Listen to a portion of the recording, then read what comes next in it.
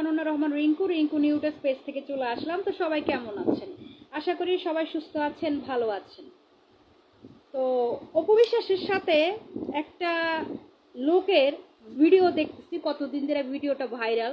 তো এগুলাকে বলে প্রমোট ভিডিও। হ্যাঁ, মনে করেন যে যেরকম আমি কন্টেন্ট তৈরি করি, আমাকে কেউ কিছু টাকা দিল, যাদের পেজটা মনে করেন যে ছোট পেজ, তাদের পেজটা বড় করার জন্য মানুষ প্রমোট ভিডিও করে থাকে টাকা দিয়ে। এখন কথা হলো, আমাকে যদি যেই কোনো লোক সেই যদি বলে আপনাকে আমি টাকা দিব, আপনারা আমার চ্যানেলে এইটা করতে হবে, ওইটা করতে হবে, আমি কিন্তু করব না। কিন্তু দেখেন, যারা বলেন অপু বিশ্বাসের কোয়ালিটি শেষ নাই, অপু বিশ্বাসের প্রচুর কোয়ালিটি, অপু বিশ্বাসের কোয়ালিফিকেশনের অভাব নাই।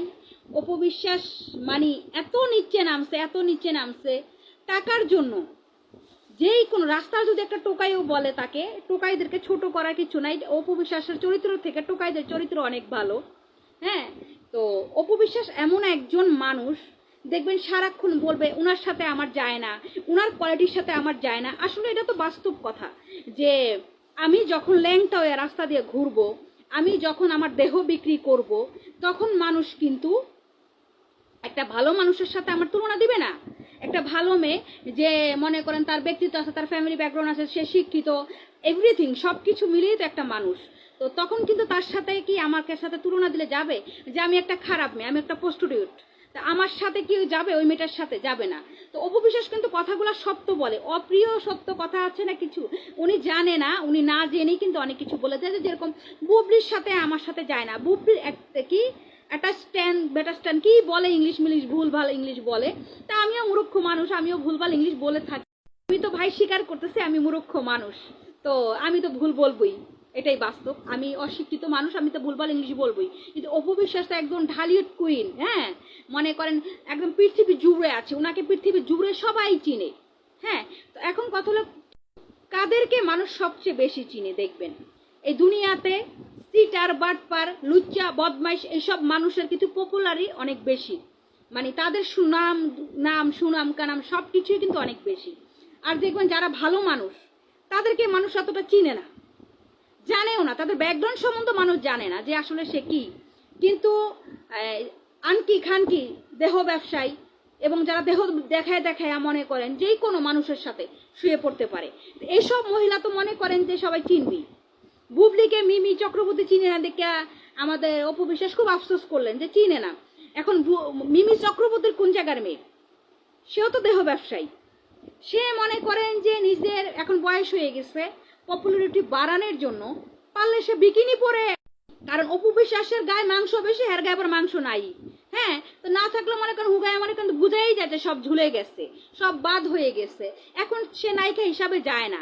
তো নায়িকা হিসাবে যাইতে হলে কি দেবে? উপরে নিচে সব জায়গায় আডা ময়দা মাইকিয়া তাকে একদম স্ট্রেট করে নিতে হবে যে না, আমি নায়িকা এখন আসি, আমি এখন ফিট আছি একদম, আমার আউটলুক দেখলেই মানুষ ওয়াও ওয়াও করে। হ্যাঁ, এখন মিমি চক্রবর্তীর হয়েছে এই অবস্থা। হ্যাঁ, তো উনি তো মনে করেন এখন কাপড় খোলা লাগবে, উনি তো আর আমাদের বুবলির মতো কচি নাই, আর দেখতে ওই কিউটনেসটা নাই।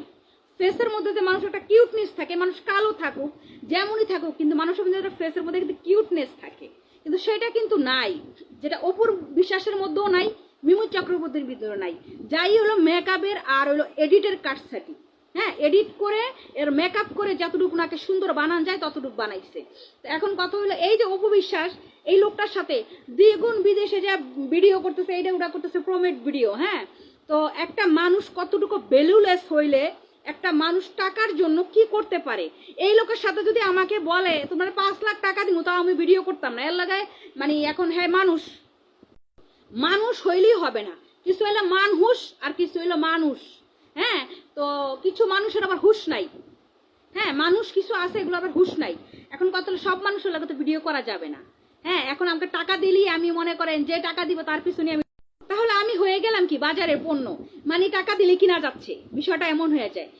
আপনি দেখবেন বাজারে একটা পাল্লাতে 1 টাকাতে শুরু করে লাখ টাকার পণ্য বিক্রি করা হয়।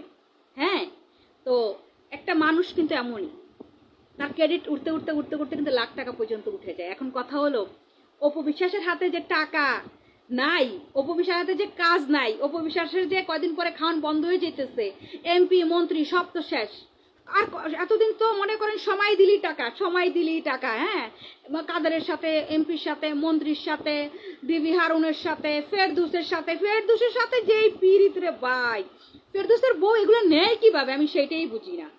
তো যাই হোক, যারা আমাকে বলেন তুই তো বুড়িয়া বেডি, হ্যাঁ, আমি যে বুড়িয়া বেডি আমি নিজেই জানি, হ্যাঁ, কারণ আমি অপু বিশ্বাসের সিনিয়র, আমি সাকিব খানের সিনিয়র, আমি বুবলির সিনিয়র। সো আমি আমি সিনিয়র, এটা তো আমার গর্ব, আমি একজন সিনিয়র পার্সন মানুষ, মানে তাদের মতো ক্রিম না মাইকিয়া, তাদের মতো তারা লাখ টাকা মেকআপ করার পরে, লাখ টাকার কাপড় পরার পরে, লাখ লাখ টাকার মেকআপ স্কিনে নেওয়ার পরে তাদের ফেসের এই অবস্থা হয়। আর আমরা ঘরে সাধারণ একটু মেকআপ করি, তার থেকে আমি ভালো আছি না? কয়দিন পরে আমার বয়স 50 হয়ে যাবে, তাহলে আমি অনেক ভালো আছি না? আমাকে নিয়ে এত প্যারা, আপনাদের প্যারা কিসের জন্য? কারণ আমি নায়িকাও না, গায়িকাও না। সো আমাকে নিয়ে এত প্যারা দেওয়ার দরকার নাই। আর আমি দেহ দেখায় ওকে টাকাও কামাচ্ছি না যে আমার দেহটাকে সুন্দর করে তুলতে হবে। এটা অপু বিশ্বাসের কাজ, এটা আমার কাজ না, ঠিক আছে? তো যারা এত প্যারা নেন না, অপু বিশ্বাসের রুচিটা একটু দেখেন, ওর রুচি যে কিরকম, ও কত নিকৃষ্ট লোক সেটা একটু দেখেন। যাই হোক, লাইক কমেন্ট করতে, সাবস্ক্রাইব করতে ভুলবেন না। ভিডিওটা অনেকদিন পরে দিচ্ছি কারণ আমি অসুস্থ ছিলাম আর মনটা ভালো ছিল না, বুঝছেন? এই বন্যা টন্যা মানুষের এত কষ্ট দেখে আর আমার মনটা ভালো লাগে না, কি করব? যাই হোক, আপনারা যারা অনেকে আমাকে ভালোবাসেন তারা খালি বলতেছেন আপু ভিডিও দাও না কেন, ভিডিও দেয় না কেন? তোমার কি হয়েছে? আমি বাইচে আছি, ভালো আছি, আপনারাও ভালো থাকবেন। আল্লাহ হাফেজ।